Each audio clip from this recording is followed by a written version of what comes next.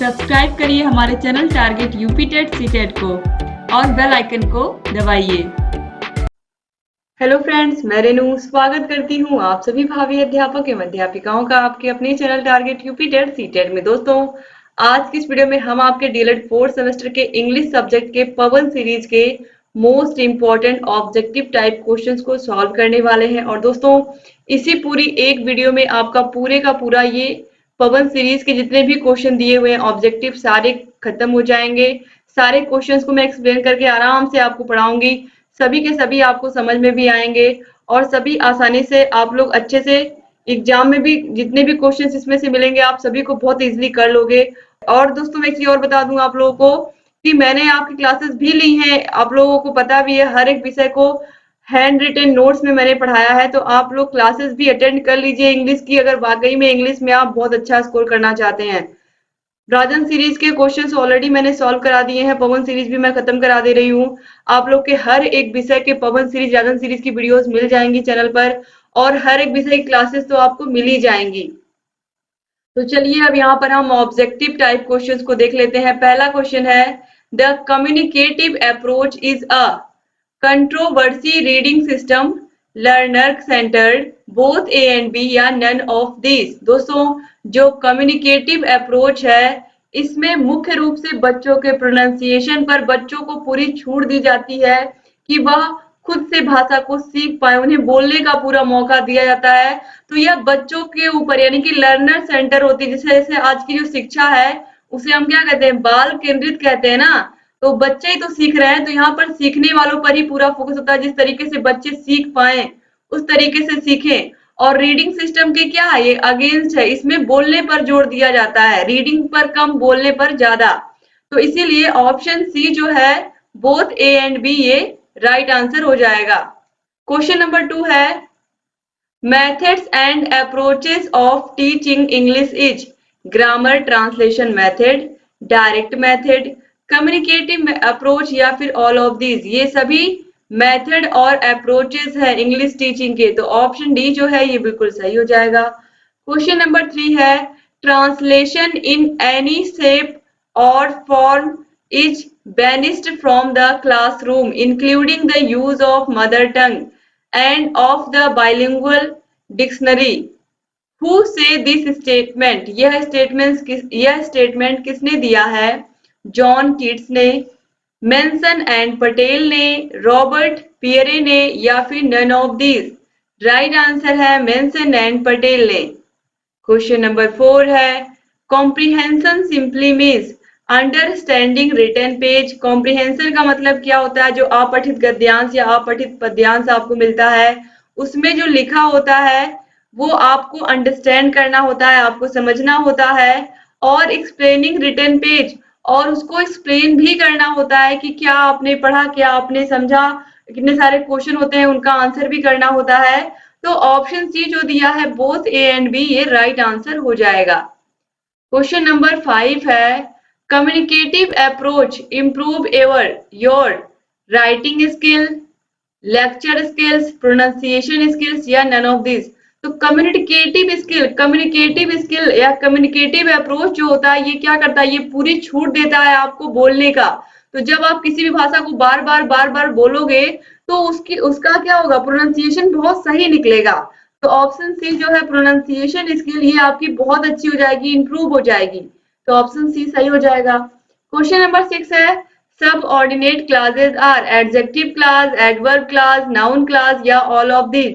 तो सब ordinate class जो है यह एडजेक्टिव क्लास भी होते हैं, एडवर्ब क्लास भी होते हैं, नाउन क्लास भी होते हैं। तो ऑप्शन डी जो है ऑल ऑफ दिस ये राइट आंसर हो जाएगा। क्वेश्चन नंबर 7 है, underline the subject in the following sentence. Radha was grateful to her teachers for their kind help. Teacher, grateful, kind या राधा।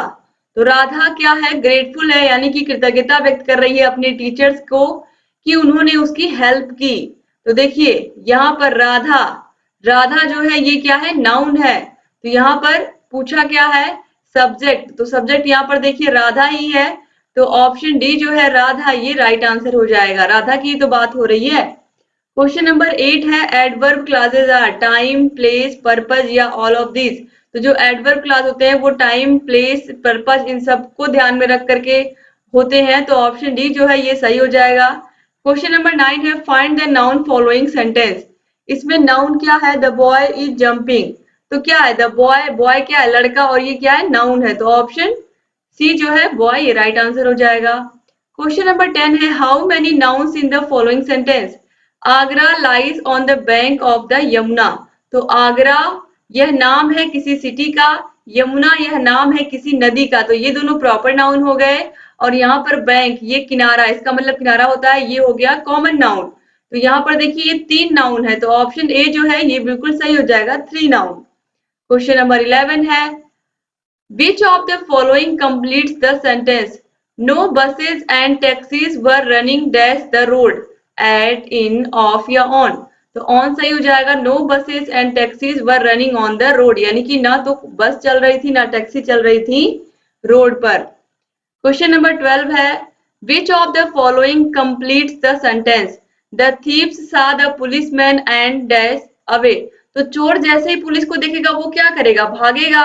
तो चोरों ने जैसे ही पुलिस को देखा वो भाग गए, गए यानी कि पास्ट टेंस में भाग गए। तो यहाँ पर हम किसी को बता रहे हैं ये बात, यानी कि घटना हो चुकी है, तो ये पास्ट में है, पास्ट इंडेफिनिट में वर्ब की सेकेंड फॉर्म का यूज करते हैं, तो सेकेंड फॉर्म रन का रैन होता है, तो ऑप्शन ए सही हो जाएगा, रैन। क्वेश्चन नंबर 13 है विच type of following sentence.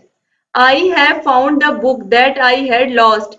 Compound sentence, simple sentence, complex sentence या none of this.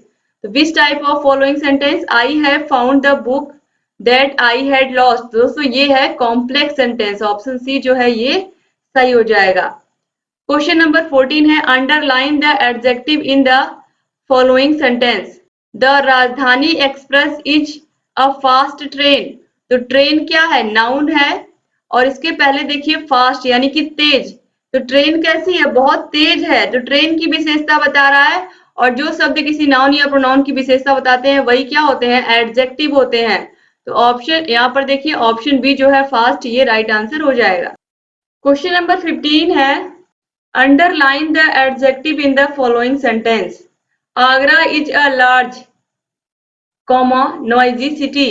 Large, Agra, city, noisy, both A and D. तो एडजेक्टिव पूछा है Agra is a large, large, noisy city, यानी कि जो सिटी है, सिटी क्या है? शहर क्या है? ये नाउन हो गया। अब देखिए नाउन के पहले ये सिटी कैसी है? नॉइजी है, यानी कि बहुत शोरगुल वाली है, इसके अलावा बड़ी भी है। तो दो दो विशेषता बताई जा रही है इस सिटी की, एक सिटी की दो दो विशेषताएं बताई जा रही है, दोनों ही विशेषताएं हैं, दोनों ही एडजेक्टिव है। तो लार्ज भी सही है, नॉइजी भी सही है, तो बोथ ए एंड डी, तो ऑप्शन ई जो है बिल्कुल सही हो जाएगा। क्वेश्चन नंबर 16 है underline the verb in the following sentence. इसमें हमें वर्ब ढूंढना है। An owl lived in the hole of the tree. जो उल्लू है वो पेड़ के एक होल में रहता है। तो देखिए यहाँ पर लिव्ड मतलब होता है रहना, लिव मतलब रहना, तो यहाँ पर सेकेंड फॉर्म यूज हुआ है लिव्ड। तो देखिए इसमें जो वर्ब है वह क्या है? लिव्ड, रहना ही है, तो ऑप्शन सी जो है ये सही हो जाएगा।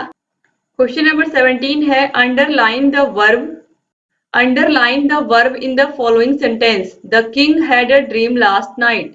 किंग, हैड, लास्ट या फिर ड्रीम। तो दोस्तों the king had a dream last night, dream मतलब सपना देखना। तो यहाँ पर आप देखिए हैड जो है ये हेल्पिंग वर्ब है, किंग यहाँ पर पता है आपको नाउन है, तो हैड अ ड्रीम यानी कि एक सपना देखा, लास्ट नाइट सपना देखना मतलब ये क्या हो गया? वर्ब।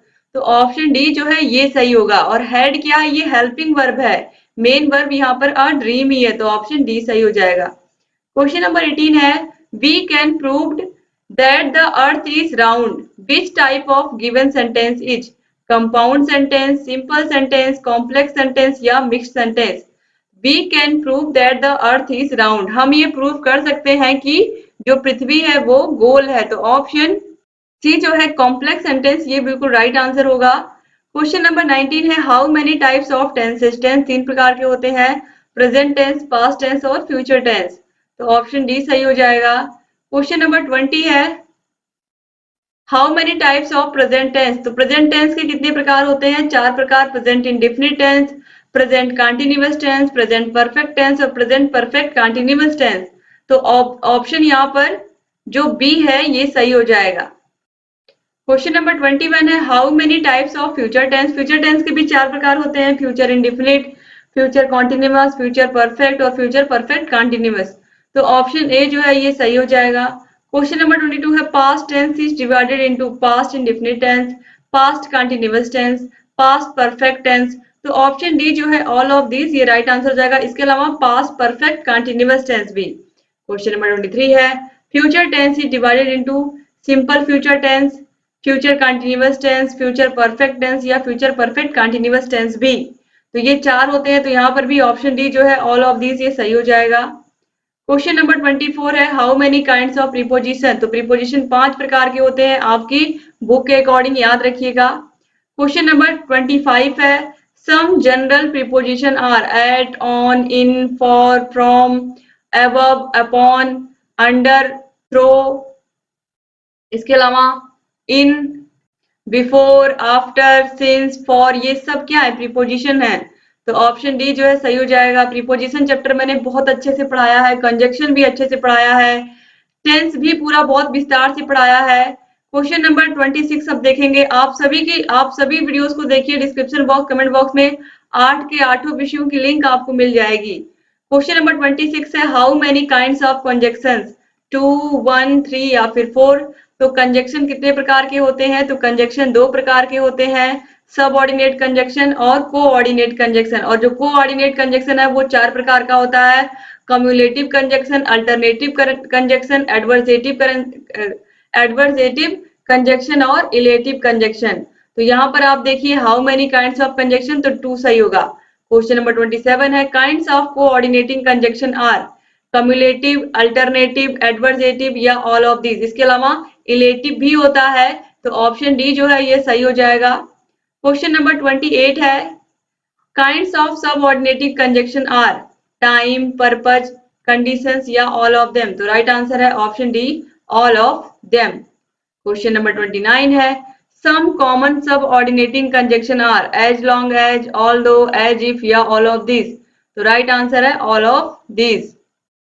क्वेश्चन नंबर 30 है, fill in the suitable preposition in the following sentence. Sudha jumped dash the river, on, in, eight या इनटू। तो जब हम किसी काम में डायनेमिक होते हैं, किसी रूम में जा रहे होते हैं, रिवर में जंप कर रहे होते हैं, किसी जगह पर जा रहे होते हैं, अंदर जा रहे होते हैं और चलायमान स्थिति में होते हैं, तो यहाँ पर इनटू का प्रयोग करते हैं। Into the river, into the room, ठीक है, क्लासरूम, इस तरीके से बना सकते हैं हम, the teacher entered into the classroom. तो ऑप्शन डी जो है ये सही हो जाएगा। क्वेश्चन नंबर 31 है, fill in the suitable preposition in following sentence. Mister Narendra Modi dash one of the greatest prime minister. तो यहाँ पर देखिए, यहाँ पर हो जाएंगे one of the greatest prime minister. यहाँ पर देखिए ऑप्शन सी जो है ये सही हो जाएगा। इसके बाद क्वेश्चन नंबर 32 है, convert the following sentence in compound sentence. When the sun set, we returned home. The sun set and we returned home. The sun sets and we will return home. The sun set and we returning home.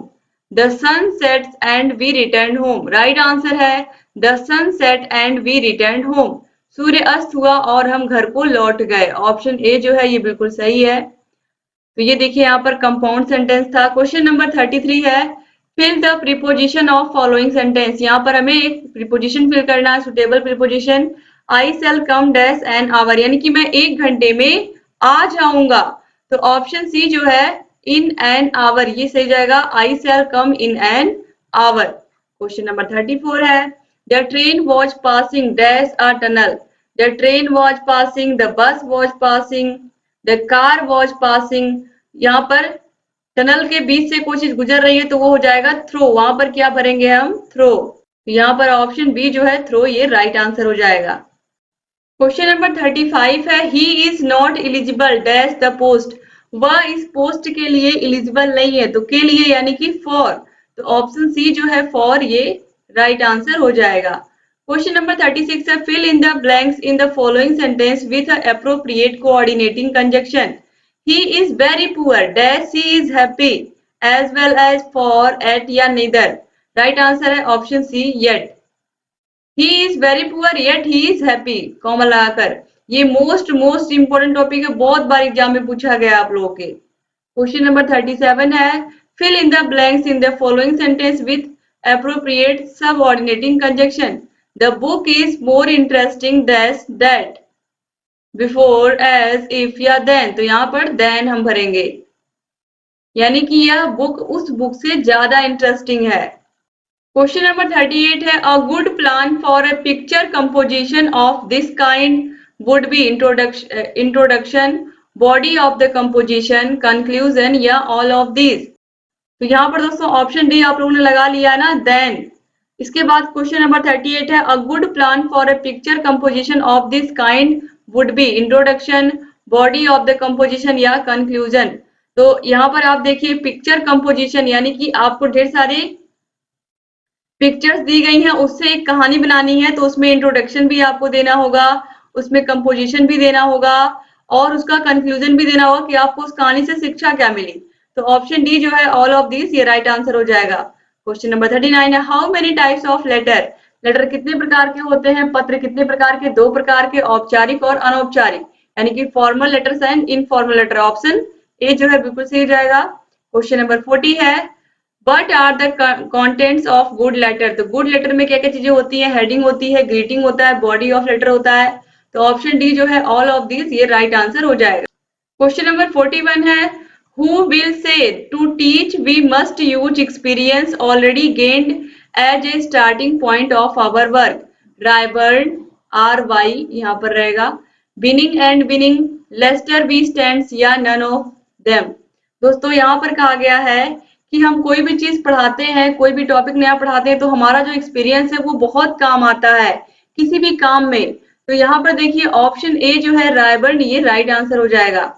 Question number 42 है The popular formats are Herbartian approach, Morrison approach, evaluation approach या all of these। तो right answer है option D all of these, ये सब popular formats हैं। Question number 43 है pre active phase of teaching learning process is planning, execution, evaluation या all of these।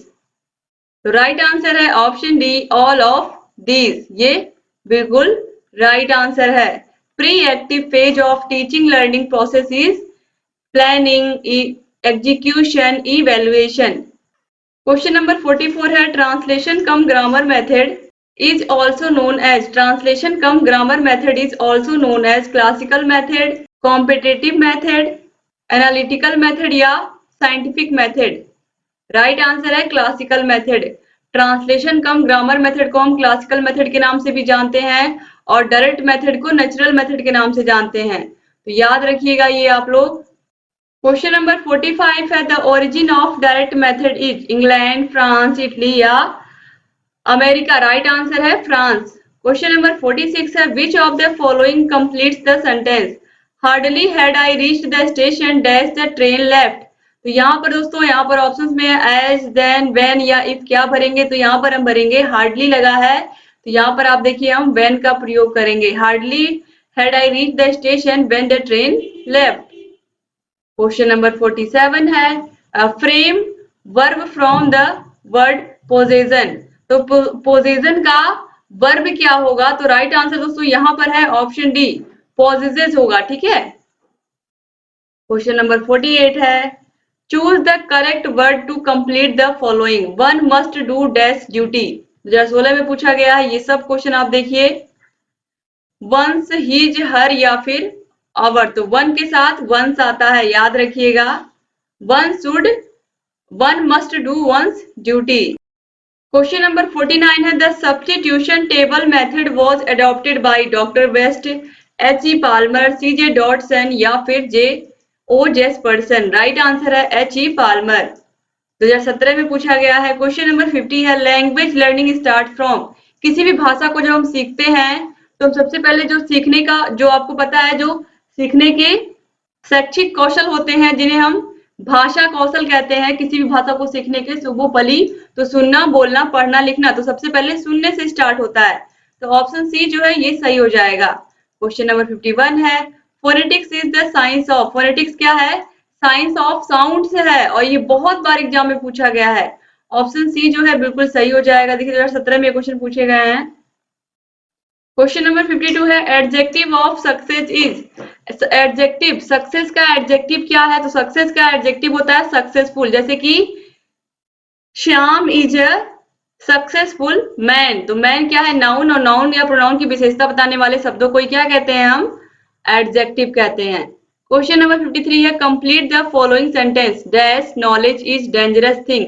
तो a little knowledge is a dangerous thing, a little. इसके बाद question number 54 है direct method of teaching English came as a reaction against translation cum grammar method, substitution table method, bilingual method या structural cum situational approach या method. तो right answer है direct method of teaching English come as a reaction against translation cum grammar method, option A सही हो जाएगा। Question number 55 है the structural approach relates to dash word pattern, sentence pattern, both A and B या फिर letter pattern. दोस्तों जो structural approach है इसमें वर्ड पैटर्न पर भी ध्यान दिया जाता है, यानी कि शब्दों पर भी, और सेंटेंस यानी कि वाक्यों पर भी ध्यान दिया जाता है। तो ऑप्शन सी जो है बोथ ए एंड बी, ये राइट आंसर हो जाएगा। क्वेश्चन नंबर 56 है the origin of direct method is England, France, India या फिर अमेरिका। ये क्वेश्चन बहुत ही इंपॉर्टेंट है, ये बार बार एग्जाम में पूछा गया है कि डायरेक्ट मेथड का जन्म कहाँ हुआ, किस देश से हुआ? तो फ्रांस से हुआ है, तो ऑप्शन बी जो है ये बिल्कुल सही हो जाएगा। क्वेश्चन नंबर 57 है adjective of differ is different, difference, differently या नन ऑफ दिस। दोस्तों डिफर का जो एडजेक्टिव होगा वो होगा डिफरेंट। क्वेश्चन नंबर 58 है what are one of the two productive skills. इसमें से कौन से दो हैं जो प्रोडक्टिव स्किल हैं? प्रोडक्टिव स्किल में आप लोगों को पता है कौन कौन से हैं प्रोडक्टिव स्किल, यानी कि जो हमें दिखता है। जब कोई बोलता है तो क्या होता है, हमें दिखता है ना कि उसकी भाषा कैसी है, शैली कैसी है, अच्छा बोल रहा है, बुरा बोल रहा है, हम उस व्यक्ति के बारे में उसी प्रकार की धारणा बना लेते हैं। ऐसे ही जब किसी की राइटिंग अच्छी लगती है हमें, तो हम क्या बोलते हैं कि इसकी राइटिंग बहुत अच्छी है। यानी कि ऐसी चीजें जो बाहरी दुनिया को दिखती हैं हमारी, जैसे कि हम जो बोलते हैं, हम जो लिखते हैं, तो हमारी लिखावट और हमारी जुबान यानी कि स्पीकिंग। तो इस तरीके से ऑप्शन सी जो है स्पीकिंग एंड राइटिंग, ये आप लोग बिल्कुल याद कर लीजिए। और जो लिसनिंग होता है, सुनना होता है, वो रिसेप्टिव स्किल होता है। लिसनिंग में क्या करते हैं, हम किसी के भावों को, विचारों को, किसी की बातों को सुनते हैं, ठीक है। तो इसीलिए लिसनिंग क्या होता है, रिसेप्टिव स्किल। लेकिन स्पीकिंग, बोलना और लिखना, ये क्या है, प्रोडक्टिव स्किल है। तो याद रखिएगा, मोस्ट इंपॉर्टेंट क्वेश्चन है ये भी। देखिए 2018 में ये सारे क्वेश्चन पूछे गए हैं इस तरीके से। अब इस तरीके से दोस्तों यहाँ पर आप लोगों के जितने भी क्वेश्चन थे सबके सब खत्म हो गए। पवन सीरीज के भी, राजन सीरीज मैंने पहले ही सॉल्व करा दिया है, कोई भी चैप्टर अब बचा नहीं है। हर एक विषय का लगभग लगभग सब कंप्लीट हो चुके हैं। 8 के 8 विषय आपके, आप लोग के 4th सेमेस्टर में। आप सारे वीडियोस को देखिए, अपनी तैयारी को बेहतर बनाइए। जहां कहीं कोई भी समस्या आ रही है आप हमसे बताते चलिए। उम्मीद करती हूँ कि आप सभी लोग सारे वीडियोस को देखते रहेंगे, अपनी तैयारी को भी बेहतर बनाते रहेंगे। जहां कहीं कोई भी समस्या आएगी हमसे बताते रहेंगे।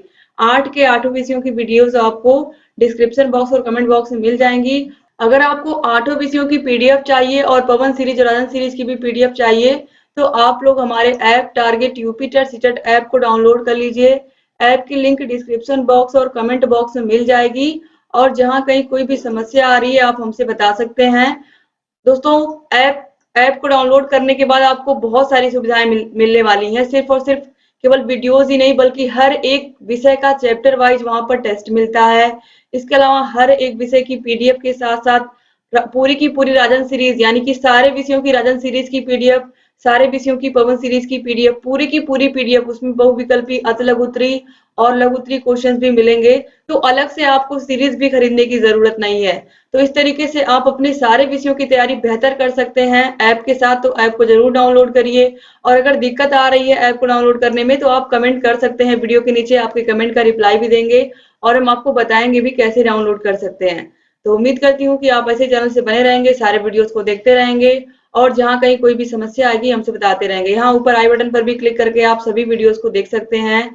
8 के आठों विषयों की वीडियोस देख सकते हैं। डिस्क्रिप्शन बॉक्स, कमेंट बॉक्स में भी आपको सारे वीडियोस की लिंक मिल जाएगी। तो चैनल को अगर सब्सक्राइब नहीं किया तो प्लीज सब्सक्राइब कर दीजिए, बगल में घंटी का निशान है उसको भी प्रेस कर दीजिए, ताकि जो भी नई वीडियोस हम बनाते हैं उसका नोटिफिकेशन आप लोग के पास समय से जाए और आप बिना मिस किए हमारे सारे वीडियोस को ऐसे ही देखते रहें। तो दोस्तों मिलते हैं नेक्स्ट वीडियो में, जब तक अपना ख्याल रखिएगा, अपनी फैमिली का भी ख्याल रखिएगा और चैनल से ऐसे ही बने रहिएगा। जय हिंद दोस्तों।